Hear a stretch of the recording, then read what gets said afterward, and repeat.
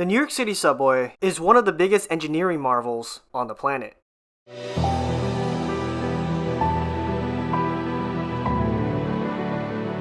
Here, you can find a 4-track line next to another 4-track line, which is also next to another 4-track line. This is 42nd Street, Port Authority Bus Terminal. Because of these 4-track lines, you get extensive express service, whether it be in Manhattan, Brooklyn, or Queens. And once you get to the outer boroughs, enjoy the views when your train goes elevated.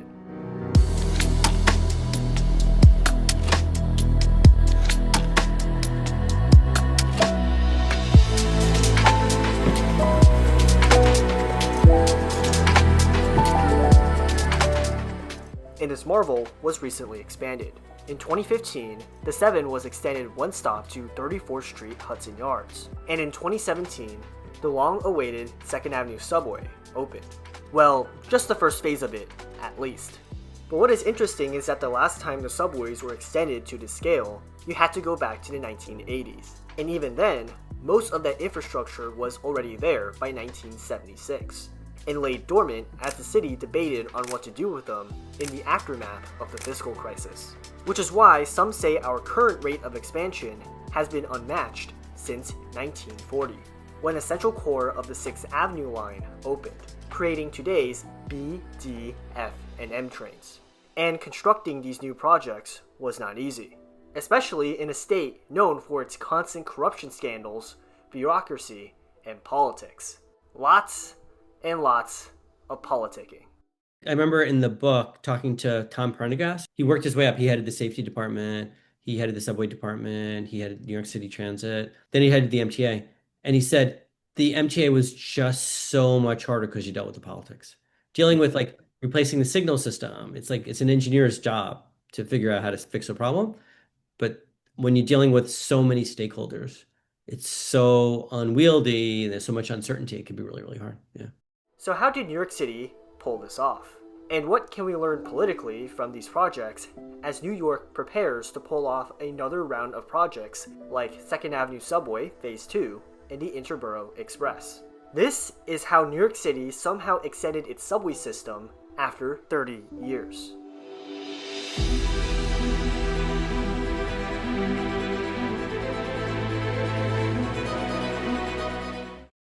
So, to understand how these projects got off the ground, we need to know the different obstacles to transit expansion.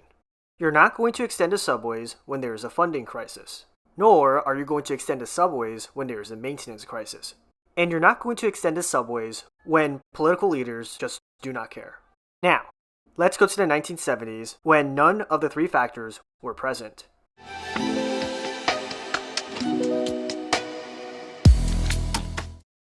The first obstacle to subway expansion is funding, something that New York City just did not have in the 1970s. Because you have to remember, the city was a completely different place back then. This was this. This was this. And this was this. So you have to understand what life was like at this period. There was a lot of crime in New York City. Population's going down. The schools are kind of emptying out because a lot of people don't want to raise their kids there. It doesn't look like New York has this great future like it does now. This is Philip Plotch.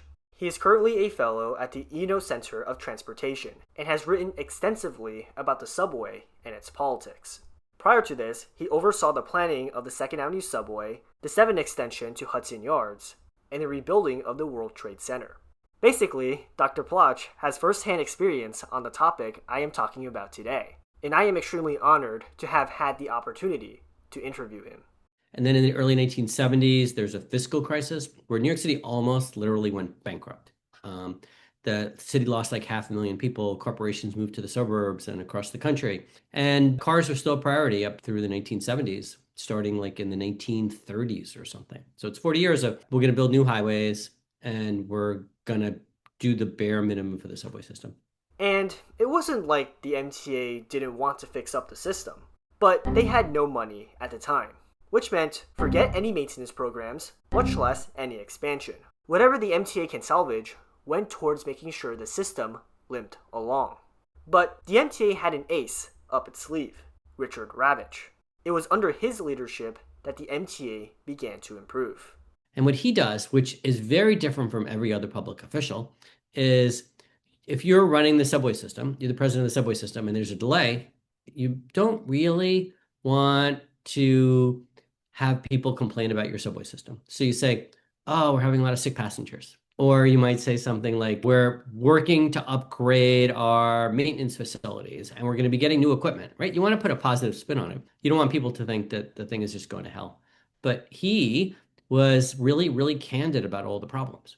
So if there was a problem and there was like a 1 hour delay on a subway line, instead of minimizing it, saying, oh, these are the kinds of things that we're going to try to fix, and we're putting these new measures in place, he would call reporters up and say, we have a 2 hour delay on our subway system because it hasn't been taken care of in decades. So he really got New Yorkers to realize that it's a crisis. And I think that is the first thing you have to do, because people won't pay attention to something unless they think it's a crisis.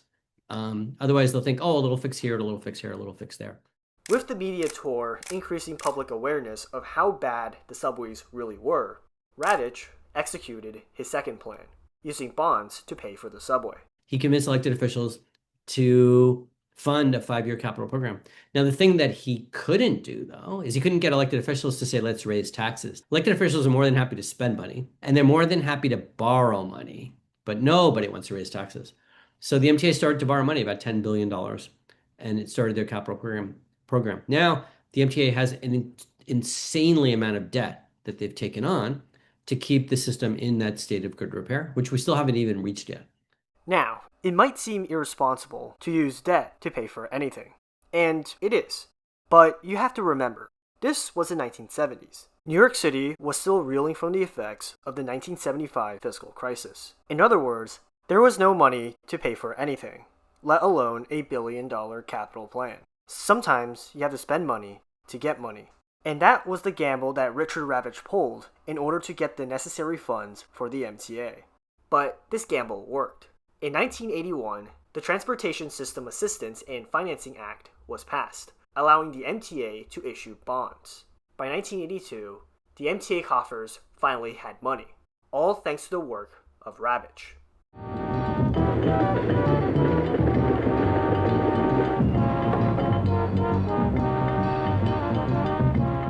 Now that a funding source was secured, the MTA did not get to expand the system just yet. After all, the system was in complete freefall, and that had to come first so that the public could regain the trust of the MTA and the subways. Back in 1904, a private company could run the subway system and make money, but they were never allowed to raise the fare more than a nickel. So the private companies went bankrupt. And if you're a company that's losing money and about to go bankrupt, you're not going to take care of the transit system. You're not going to fix the stations up. You're not going to get the newest subway cars. You're not going to upgrade the tracks or the signals, whatever you have to do. And in the 1950s and 1960s, the subways were not a priority for New York City. So they start to disintegrate and deteriorate even more. So there was an understanding by the time Richard Ravitch comes in, late 70s, early 1980s, that fixing up the subways is really important, and things are getting really, really bad.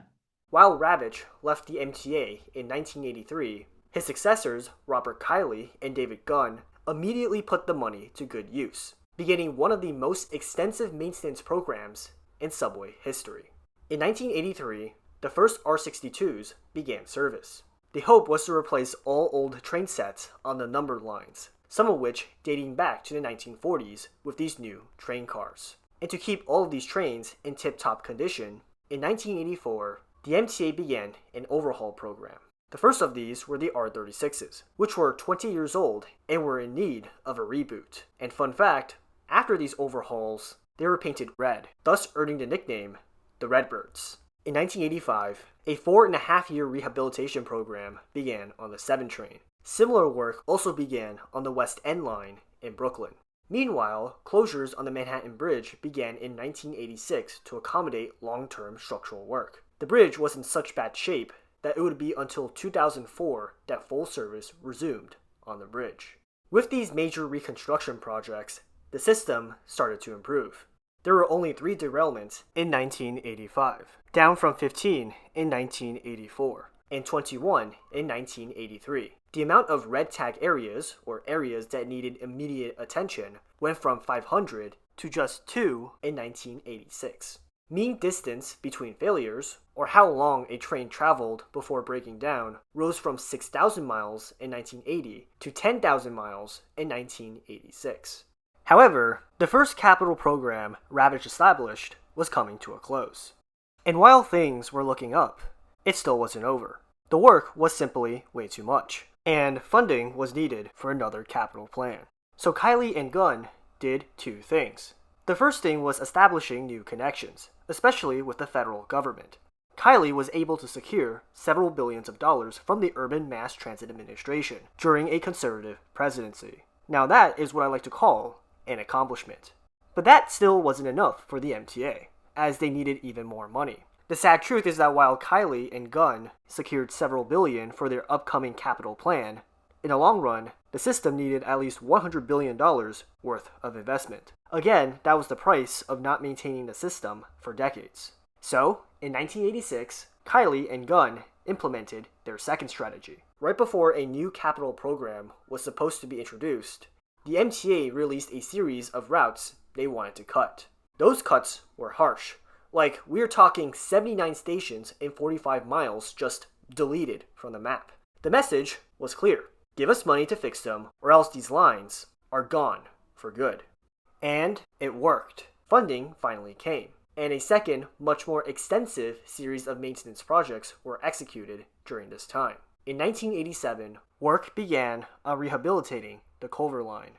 By 1988, old train cars from the 1940s and 50s had been replaced by the new R62 and R68 sets. Simultaneously, officials started testing a new fare collection system.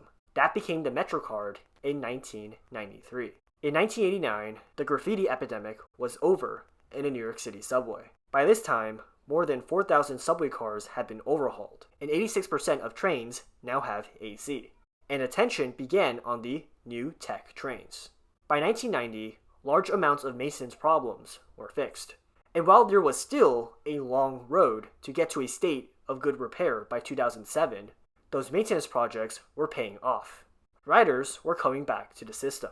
The economy of New York grew, and people began to return to the city. Its tax base was the strongest it has been in decades. Things were finally looking up, and it was all thanks to the New York City subway system.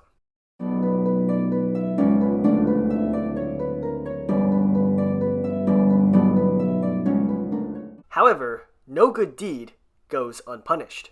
Because of the growth that the system has seen, it has led to overcrowding. Lots and lots of overcrowding. And the biggest source of the crowding was the Lexington Avenue subway.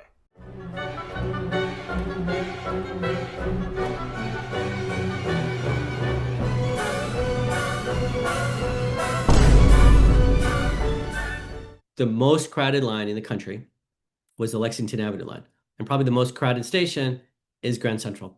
If you think about Grand Central, that's where Metro North comes in, and now Long Island Railroad. But at the time, just Metro North. And people would go to work in Lower Manhattan and Wall Street. So if you live in Westchester County or Connecticut, you take the train to Grand Central, you go downstairs, and you hop on the 4, the 5, or the 6. At the same time, there are all these people who are living in the Bronx and on the Upper East Side who are heading downtown, also on the 4, 5, and 6, which means the train comes in, the doors open up, people get off, and then people try to fight to squeeze on. Sometimes you'd have to wait more than one train to be able to get onto the train. But the other problem is when you have all this fighting getting on and off, it slows the train down. So theoretically, you can get about 30 trains an hour on the Lexington Avenue line. Every 2 minutes, another train can come through. But if the doors open up and there's a lot of crowding, all of a sudden you're down to maybe 20 trains an hour because you have this fight getting on and off. And sometimes you have people holding doors. And if it's 15 seconds or 30 seconds, that can really slow everybody down. And if you're slowing the trains down in rush hour, that means they're getting even more crowded, right? If you can get 30 trains in and out, you can move a lot of people. But once it's 20, things get even more crowded. And when they get more crowded, it slows things down even more. It slows down things even more. It gets even more crowded. But it wasn't just the east side of Manhattan that received attention, but also the west side too. In an effort to expand office space in Manhattan, there were efforts to expand the central business district westward to the far west side. Just one problem. There was absolutely no subway access. and the far west side can be a 15-minute walk from the nearest subway line. Not exactly the best place for 30 new skyscrapers. Now, back in the 70s, there was an attempt to fix both of these problems. The east side would receive a second subway, the 2nd Avenue subway, to alleviate congestion. Construction actually began in 1972 before being called off in 1975 because of the fiscal crisis. Meanwhile, new distributor systems would be built in conjunction with efforts to expand the central business district out to the far west side. But because a crucial bond measure didn't pass, that was shelved indefinitely. But now, there was a steady stream of bonds and a large amount of maintenance backlogs has been fixed. Combined with massive growth in ridership, it became increasingly harder to ignore the need for new subways. In 1991, then-Governor Mario Cuomo gave $22 million to start the process of planning for the 2nd Avenue subway. In 1995, a Manhattan East Side Alternative Study was launched to determine the feasibility of different subway alignments for a relief line to Lexington. By 1999, the MTA was down to just 2 alternatives: a full 2nd Avenue subway or a partial 2nd Avenue subway between 63rd Street and 125th Street, plus the canal flip. Now, the MTA was seriously contemplating just building the partial subway because of costs. That did not go well with the community, who wanted a full-length subway. And the community had an influential political titan on their side, Sheldon Silver. And unfortunately for the MTA, Sheldon Silver, being the Speaker of the New York State Assembly, held a ton of leverage over the MTA budget. Sheldon Silver demanded that the MTA board do the full subway, or else the MTA's budget would get vetoed. So, the MTA complied, and voted to advance the full subway option in 2000. Meanwhile, in the 1990s, in anticipation of expanding Midtown to the far west side, the MTA started preliminary studies on the 7 extension. By 2001, the Department of City Planning released a study detailing that a 7 extension was a necessity for the far west side development. And just like the 2nd Avenue subway, the 7 extension had its own powerful political champion, Michael Bloomberg, then mayor of New York City. But don't get too comfortable just yet, because while the 2nd Avenue subway and the 7 extension were top priorities, it wasn't the only expansion priority for political leaders during this time. In the 1990s, there was a governor and a United States senator who both were from the suburbs of New York City. That was sort of their base of support. They were both Republicans. And it wasn't easy back then to be a Republican and win a statewide race. But you could do it if you were not too conservative and you took care of the needs of the constituents. So the governor, who was from Westchester, really wanted to improve Penn Station and Grand Central Terminal. And the senator from Long Island really wanted to get Long Island Railroad to the east side of Manhattan. So those were 2 priority projects and really important to them. In an ideal world, all of these expansion projects would be placed into the MTA capital plan, and we use these projects as experience to figure out how to reduce costs. But we don't live in that world, especially after the MTA is still constrained for funding. You have to remember that while all of this was going on, the MTA was still carrying out a ton of maintenance projects. Remember, everything must be in a state of good condition by 2007. But that margin of funding that the MTA can work with got tighter in the 1990s. While a ton of new taxes were introduced to help pay for the MTA, direct grants to the MTA were cut. As a result, the MTA can't fix their maintenance problems as fast as they wanted. And this set off a chain reaction, where politicians wanted expansion, but there wasn't enough funding. And oh boy, did that escalate in the 2000s.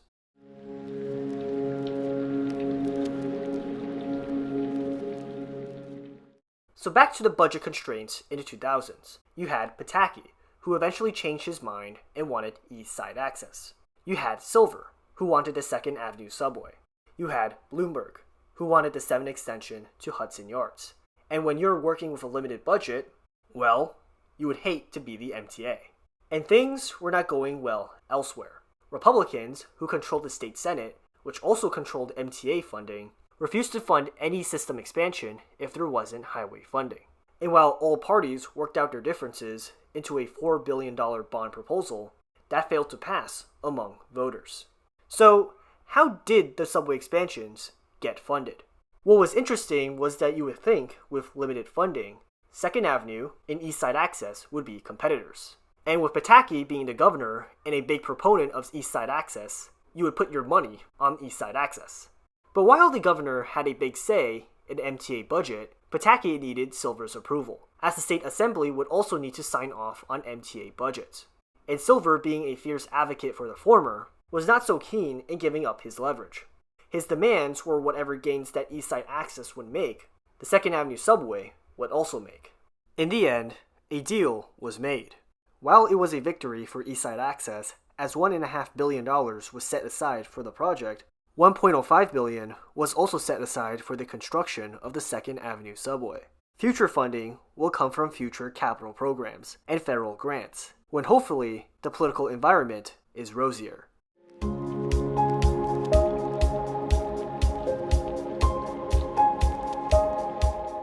In many ways, the political environment for the MTA was rosier in 2005 than in 2000.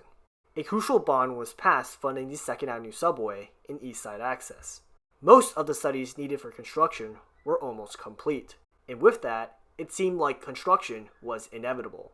But maintenance and finances were still a major problem, and this time, both were a much bigger threat to the proposed projects. In the 2005 to 2009 capital plan, the MTA wanted $27 billion, but the legislature only granted $21 billion. As a result, the MTA was short $6 billion, and it became very attractive for the MTA to just cut the expansions and return to maintenance. Because of the direness of MTA finances, Sheldon Silver backtracked on his hardline stance, that it was either the full 2nd Avenue subway or nothing gets passed. The costs were simply too high, and the MTA didn't have much money. But this time, Sheldon Silver and Pataki got lucky. The federal government agreed to fund $1.3 billion for the subway. Combined with the bond measure and earlier funding, that was enough to start the 2nd Avenue subway. Though the compromise that Silver demanded was that the MTA must begin building the other phases once Phase 1 is complete. Well, about that. Anyway, both Pataki and Silver were satisfied. Construction on the 2nd Avenue subway began in 2007.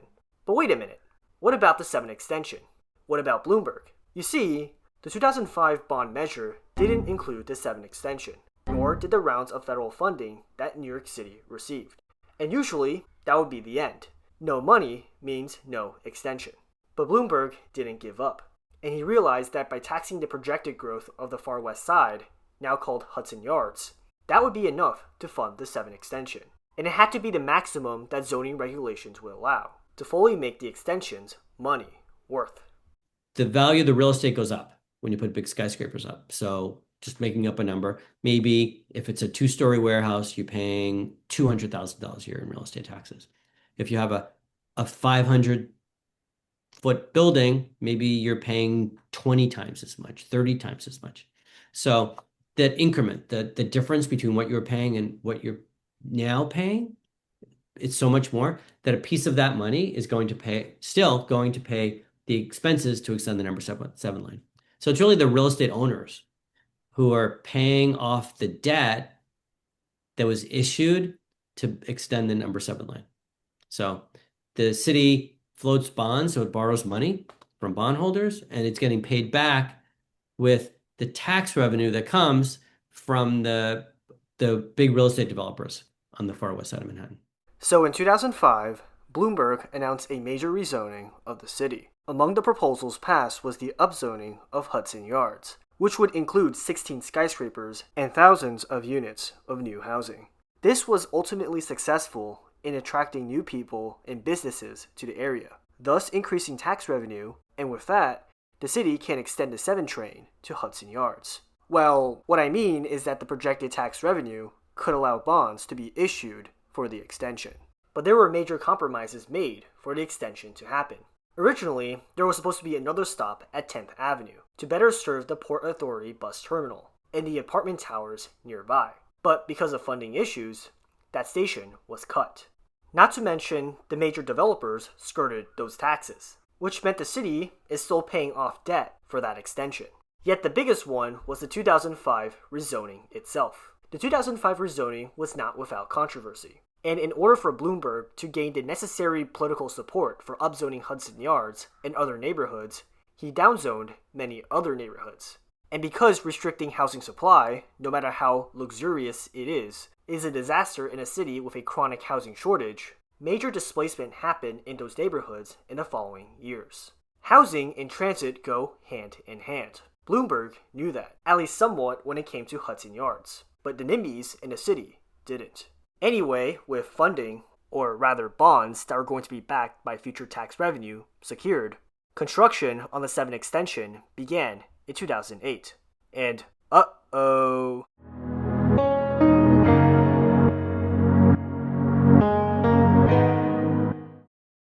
I wouldn't fault you if you thought the political games were over, especially once construction started. But politics was still very much a force to be reckoned with even when the shovels were on the ground. And that was on top of all the bureaucracy, delays, and other issues that honestly deserves its own separate video. Not even 2 years into construction, the 2008 Great Recession hit. And if past history was an indicator, the subway projects would be cancelled in favor of maintenance. And the MTA definitely needed money, because decades of stagnation and cuts weren't helping their finances. But here is where things were different. All of the money necessary for the 7 extension was already provided, so that proceeded. On the other hand, 2nd Avenue wasn't so lucky. The first phase of 2nd Avenue was still $1 billion short. While it has enough to keep going for now, there is going to be fights in negotiating the 2010 to 2014 capital plan. Once again, Sheldon Silver demanded funding for the subway. Republicans, who still controlled the state Senate, did not want to. However, in the 2008 election, Democrats won the majority for the state Senate, who then provided the necessary support. In the end, Sheldon Silver reached a deal. Some taxes would be raised. In return, there would be audits. And with that, subway construction proceeded. After a myriad of other issues, the 7 extension opened first, on September 13th, 2015. On the other hand, 2nd Avenue faced even more delays. Originally scheduled for completion in 2013, it was pushed back many times, to New Year's Day of 2017, and even that remained elusive for a time, as it seemed like the MTA was going to postpone the opening to a later date. That is until Andrew Cuomo accelerated the construction of the subway. But that wasn't without cost. Originally, it was assumed that once Phase 1 was completed, all the construction materials would then move on to begin Phase 2. The 2015 to 2019 capital plan even had some funds for that to happen. But because Cuomo raided that budget, all that money was gone, which meant the MTA had to wait for the next rounds of funding. To this day, Phase 2 of 2nd Avenue still has not officially begun construction because of that move. And that wasn't even the worst part. When I say there was a major cost to accelerating Phase 1, I meant it. Not only did Phase 2 funding vanish, so did maintenance funds. And because of that, combined with other decisions to defer maintenance, one of the worst maintenance crises happened. And we are still paying for that maintenance crisis. But thankfully, a ton of maintenance problems has been fixed. And now that the MTA is set to do this all over again, first with 2nd Avenue Subway Phase 2, and possibly the Interborough Express, what are some lessons we should take?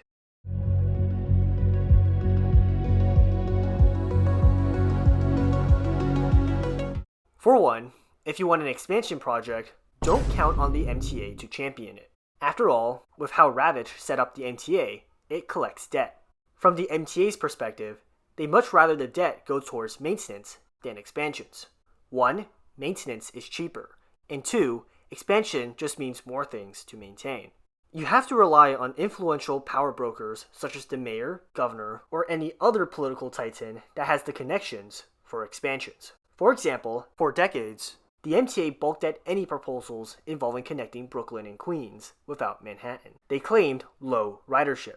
Then, in 2022, Kathy Hochul proposed the IBX, and immediately, the MTA rushed out a study, first saying ridership would be 80,000, before increasing it to 120,000, before increasing it again to its present 160,000 daily riders. That is before we talk about rezonings along this corridor and induced demand, which means ridership, according to a different study, could be as high as 240,000.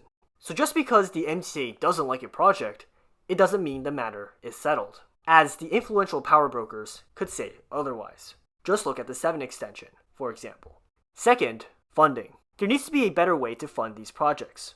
What Ravitch did was a product of its time, and I can sort of get behind this decision of using debt to pay for anything. But we don't live in the 1970s anymore, where we don't have money. We live in 2025, where we do have the money. Therefore, the reliance on debt to fix the subways is outdated. And I think if Ravitch was alive, he would put a stop to this model immediately. Given a choice, he would prefer not to borrow money. But if that's the only way to save the city, and that's how he thought of it. He thought of it, this is saving the transit system is saving the city. And in 2025, that is not the only way to obtain that funding. Tax increment financing was, and still is, a powerful tool to get that funding, which is what Bloomberg did for Hudson Yards. And it isn't just for Hudson Yards. It was used to fund all sorts of projects throughout the world. We need a streamlined system for this, and we should aim to replicate the Hudson Yards funding model. Well, minus the tax evasion part, and also the downzoning part. Finally, let's talk about costs. It is no secret that our costs are out of control, and are the sole reason why the full 2nd Avenue subway failed, despite Sheldon Silver's support. We need ways to reduce our costs, because if things continuously cost $10 billion, not even the most expansive versions of tax increment financing and political will can save you. Because you will be burning way too much money for the equivalent of like 2 miles of track when other cities can get 50. And there has been plenty of literature on this topic, and I put links in the description if you want to read them in full. But I'll summarize the main points. First thing, these stations look extremely different. Yes, there's a standard giant mezzanine, giant stairways, and elevators. But they are different. Like, how much different? So different that even the contractors are different for doing the same job, like the escalators. The escalator contractors for each of the 3 stations are different. This is the first big problem with 2nd Avenue. No standardization. Everything is customized to such a ridiculous degree, and because of constant customization, you end up with inflated costs. I can't say how much it costs for 2nd Avenue, because I can't find any budgets or any literature on that. But in Boston, of the $20 to $25 million cost to build a new station for commuter rail, $2 to $7 million stemmed from those extra customizations. The depth of these stations is also a massive problem. These stations are deep, which necessitates the use of tunnel boring machines. Now, tunnel boring machines in the tunnels aren't the issue, but the stations are. In an effort to minimize disruption, these stations were mined, which meant the station had to be hauled out from below, not from above. And because a giant hole was needed for these mezzanines, even more careful considerations are needed to make sure that the road and buildings above them don't collapse. Because of this, stations associated with tunnel boring machines are way more expensive than cut and cover. To give you an example, the stations at 72nd and 86th Street each cost an average of 50% more than the one at 96th Street. Now, let's move over to soft costs, or costs not related to construction. Because while hard costs make up the majority, the share of soft costs have been progressing, ranging from 20% to 40% of recent projects. The contracting process itself is a major problem. Every project is divided into multiple parts and is handed out to different contractors. And these contractors don't come cheap. The MTA spent $650 million on the design and engineering phase of the project alone. There's also the fact that the MTA spent $250 million on just permits to dig out the 2nd Avenue subway, which seems a little absurd, in my opinion. Add in the other contingencies, and you raise the soft costs to well over $1 billion. So, how do we fix them? Well, fixing these problems means confronting all of the bad decisions we have made over the past few decades, and creating long-term plans to fix them, and that necessitates political will. One of the reasons why there isn't enough money in this country compared to other places is the federal government doesn't make it like a top priority, the public transportation system. Because for a lot of the country, trains aren't relied upon like in New York. So it's really hard to get the senator from Oklahoma and North Dakota and Montana and South Carolina to say, oh, we are going to be providing money to fix up the transit system. In other countries, it's different. So if you've ever been to Seoul or Tokyo or London, those systems are seen as a national priority. But New York City subway system isn't. And there's not a lot of funding compared to other countries. One thing I like to think about is The last time the United States raised its gas tax was 1993. So if you're not increasing the amount of money, you have less money to spend to fix things up because construction costs are just so much higher than they used to be. We also need lots of funding. To fix our contractor problem, we need in-house talent. That requires heavy funding to expand the size of the MTA. To fund our experience problem, we need more projects to be done constantly so our in-house talent can stay and learn how to standardize each project. That too requires heavy funding. And initial price tags of these projects are not going to look pretty. To fix our slow bureaucratic system, the MTA may need to do certain things that it currently doesn't do, like maintaining utility lines themselves in order to know and directly move those utilities. That involves funding. But that is more complex to explain than, let's defund the MTA, which to this day has still not worked. And now that I think of it, I think I know where all the problems stem from. But I would like to end this video on some positivity, which I almost never do. To the MTA's credit, they are starting to implement some of these solutions. First, the MTA is looking to expand their in-house talent. This is huge, as that will help reduce costs. The MTA also downsized certain stations, saving $1 billion in the process. If they have to use contractors, which is almost all cases, the MTA has been trying to move away from using multiple contractors and just sticking it to a few when doing projects.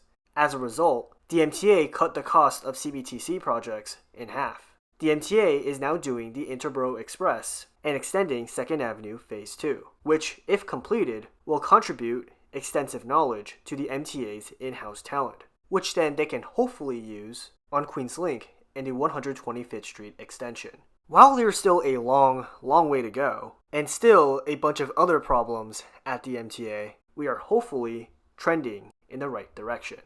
And yeah, that is pretty much it. If you like this video, consider liking and subscribing. And I'll see you all in the next one.